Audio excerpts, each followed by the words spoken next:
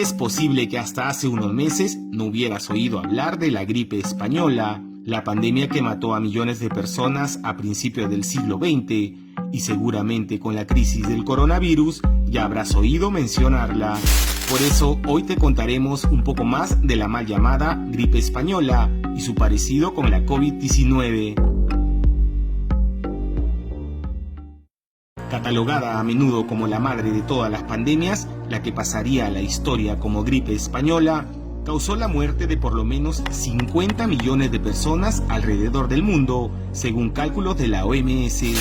Se extendió entre 1918 y 1920, y los científicos creen que infectó al menos a un tercio de la población mundial de aquel entonces, calculada en 1.800 millones de habitantes. Incluso causó más muertes que la Primera Guerra Mundial, que estaba terminando justo cuando se desató la pandemia.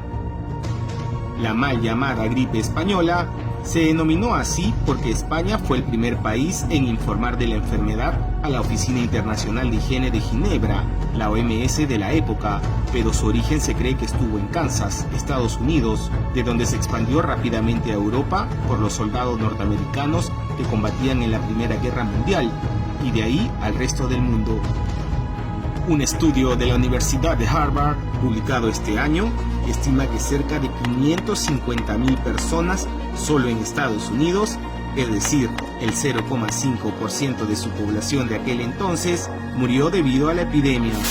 Un poco más de 100 años después, la COVID-19 viene cobrando hasta la fecha la vida de más de 109.000 norteamericanos.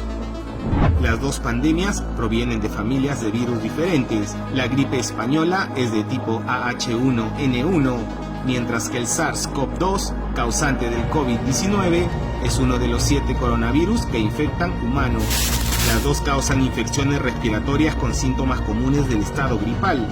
Sin embargo, el virus actual es un patógeno muy diferente de la influenza.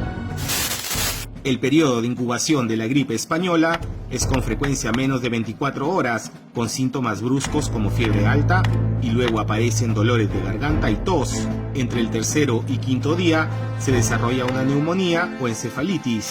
La fase de incubación del coronavirus es más prolongada y puede durar entre 12 y 14 días, aunque lo habitual es entre 5 y 6.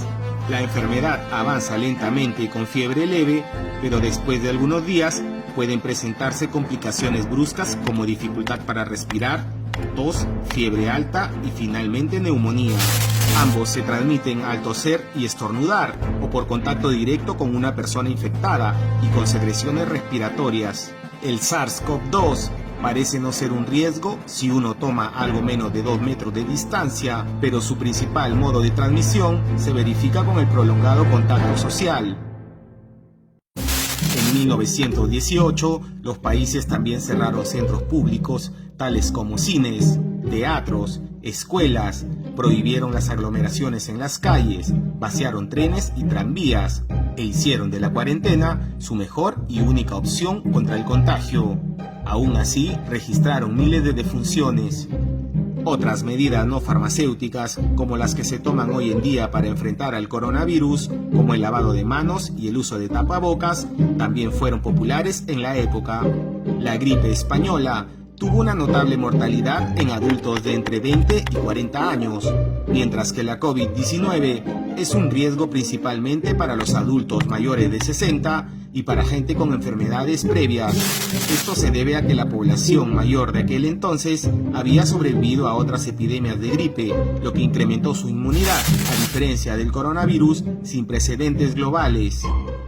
No hay evidencia firme de que los niños sean un vector significativo de infección, como sí ocurría con la gripe de 1918, que también enfermaba a los no adultos. El número de personas que en promedio contagia a un infectado con el SARS-CoV-2 es de 2,5 personas, a diferencia de la gripe española, que fue de 1,8. Los recursos para tratar la enfermedad en la época eran también muy limitados en comparación a los de hoy en día. No existían vacunas, medicamentos antivirales o antibióticos para tratar infecciones bacterianas secundarias relacionadas con la gripe como la neumonía. Hoy en día los progresos de la ciencia son considerables Desciframos la secuencia genética del SARS-CoV-2 en tan solo unos días y hay más de 20 vacunas en fase de desarrollo contra la COVID-19. En 1919, la enfermedad desapareció como surgió, de manera natural e inexplicable.